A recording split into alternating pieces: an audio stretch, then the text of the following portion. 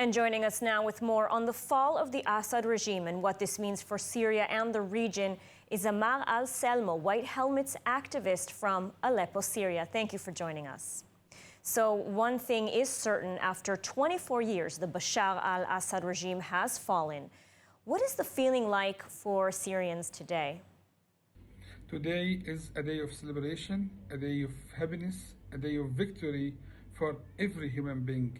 Defeating this criminal, defeating this killer with his gang is a real victory for a human being, for Syrian and for a human being. Right now, Syrian can return to Syria.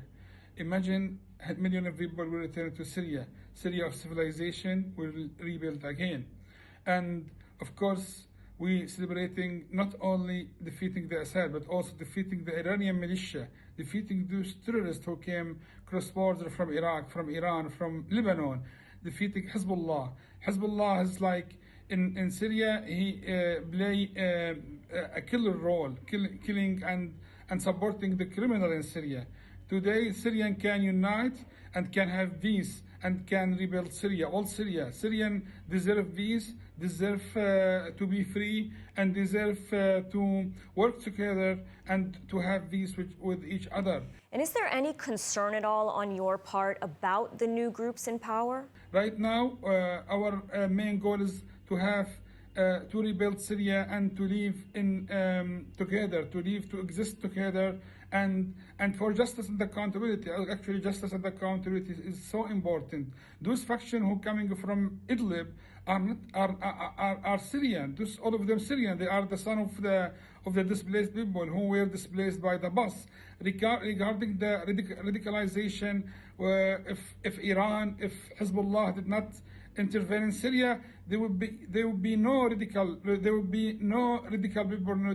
There would be no extremist people, because the existence of those sectarian militia radicalized the group and turned Syria to be a hell during this time. But now what we have seen in Aleppo is different completely. We don't see any looting, we don't see any killing, we don't see any revenge, we see just like a freedom of belief, a freedom of movement. Everything is like we live together, and what we see from their statement is real inspiring. We have concern, yeah, every Syrian have concern. Like if any country there is the right party win the election, there will be a concern. But we depend on Syria. Syrian people can rebuild their history, can rebuild their future. Syria is Aleppo, Syria is Damascus, Syria is Homs, Syria is Hamas, Syria is Deir ez-Zor, Syria is Qamishlo. All these cities can, the people of this city can surely guarantee a new Syria with variety, with everyone to live in peace. We don't to have any enemy outside Syria. We want to have any enemy inside Syria. So you're very optimistic that this will lead to a better future for Syria. What do you think is likely to happen in the near future? Syrians right now are so optimistic of the future to see the million of returnees lifting the tent and returning to their homes is really optimistic. Is really something can inspire everyone to see the detainees. Imagine that. Women, children are detained with their mother in Saidnaya. Today, when we saw Saidnaya prison, where there is children, there is mother for 10 years, for 8 years, for many years, they are imprisoned without accord.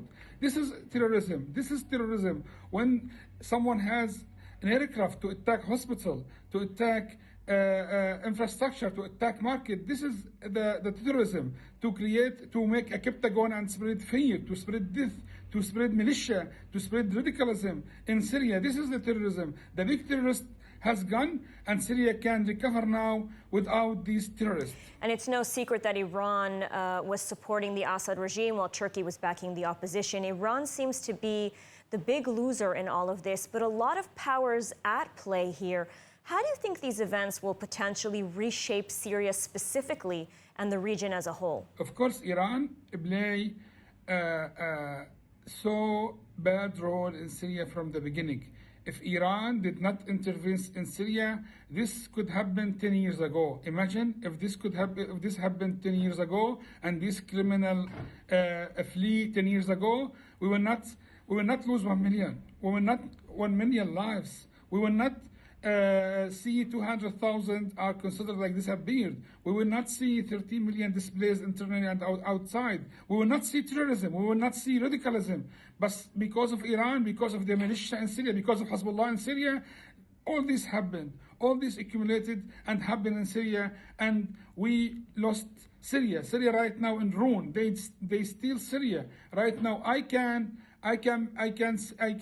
sleep without thinking that Assad, the son, the little Assad will rule my son. I right now so confident that I will not see my son detained for years without court, without even to be able to ask for him. Right now is we looking for a new Syria, peaceful Syria, peaceful with the people in Syria and peaceful with all the neighbors in Syria. And if you had a message to the world today as a Syrian, what would this message be? For those who are still talking about terrorists, Assad regime is the big terrorist attacking hospital. We don't see the UN talking about how Assad attacked hospital in Aleppo, the university hospital, the biggest hospital and the oldest hospital in Aleppo. We don't see the UN talking about a hospital being attacked in Idlib. So we don't from anyone just to give like a negative future for Syria. We need everyone, every country, every international community, every platform to help Syria, to collaborate with Syria, to build Syria. We need every effort from every country to help us to rebuild our country, to recover and to build free Syria for all the citizens in Syria. Absolutely. Let's hope for a better future for the people of Syria and the region as a whole. Thank you.